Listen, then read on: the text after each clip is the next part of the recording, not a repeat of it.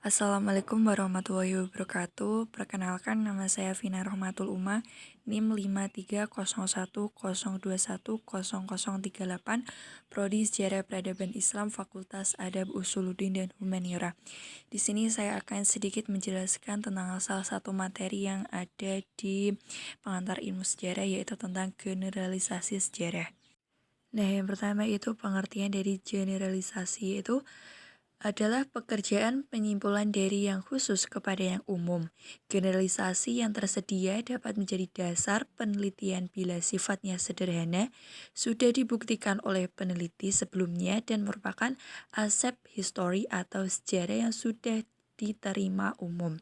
Generalisasi itu dipakai sebagai hipotesis deskriptif, yaitu sebagai dugaan sementara. Selanjutnya yaitu pengertian generalisasi sejarah.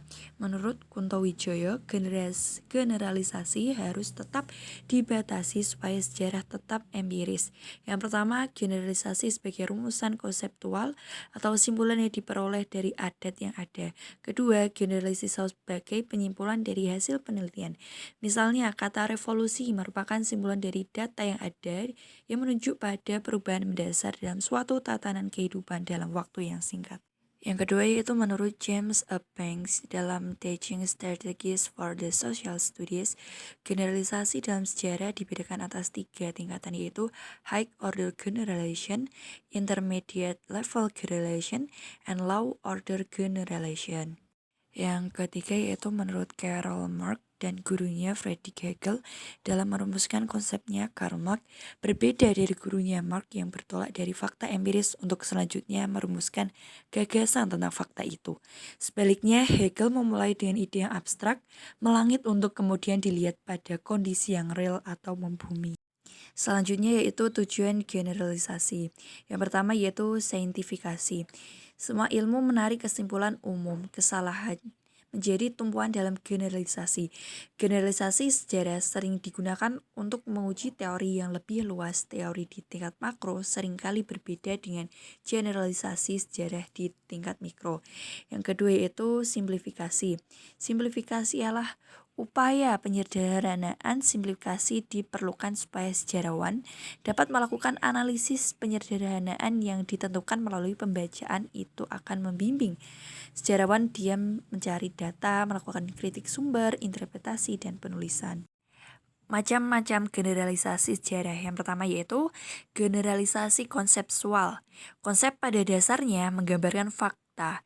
Contoh mari kita ambil dari sepotong konsep Marx bahwa ada sebuah kelompok yang memiliki akses atau sumber-sumber produksi mempunyai kekuasaan.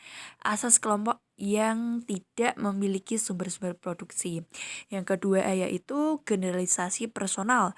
Penyimpulan personal sama dengan cara berpikir pars pro toto, yakni menyamakan bagian dengan keseluruhan, merujuk pada perseorangan yang mewakili kelompok masyarakat. Contohnya Presiden Iran Ahmadinejad mewakili negara di dunia anti Amerika Serikat. Person dan kondisi dianggap sebagai representasi generalisasi. Yang ketiga yaitu generalisasi spasial. Untuk spasial mewakili wilayah tertentu yang membedakan dengan wilayah lain. Seperti kata timur dan barat sering dijumpai dalam beberapa literatur sejarah. Ada pula kata timur dekat dan timur jauh. Contohnya pada masa penjelajahan samudra, daerah di luar Eropa biasa disebut sebagai dunia baru dan arena adanya egosentrisme bangsa Eropa sebagai dunia lama. Yang keempat yaitu generalisasi tematik. Generalisasi ini ditunjukkan dalam judul buku, termasuk biografi, tematik, memfokuskan pada asal, perilaku, pemikiran, kepercayaan, hobi, dan sebagainya. Yang kelima yaitu generalisasi periodik. Generasi ini juga bisa disebut generalisasi temporal, yaitu penyimpulan yang terkait erat dengan periodisasi sejarah. Penyebutan sebutan periode tertentu saja tergantung pada sudut pandang orang dan tergantung jenis sejarah yang ditulis. Yang keenam yaitu generalisasi sosial. Pengelompokan masyarakat yang terjadi pada kelompok sosial bisa termasuk generalisasi. Kelompok masyarakat bawah yang hidupnya dari penggarapan tanah disebut petani. Di Eropa disebut sebagai peasant. Yang ketujuh itu generalisasi kausal.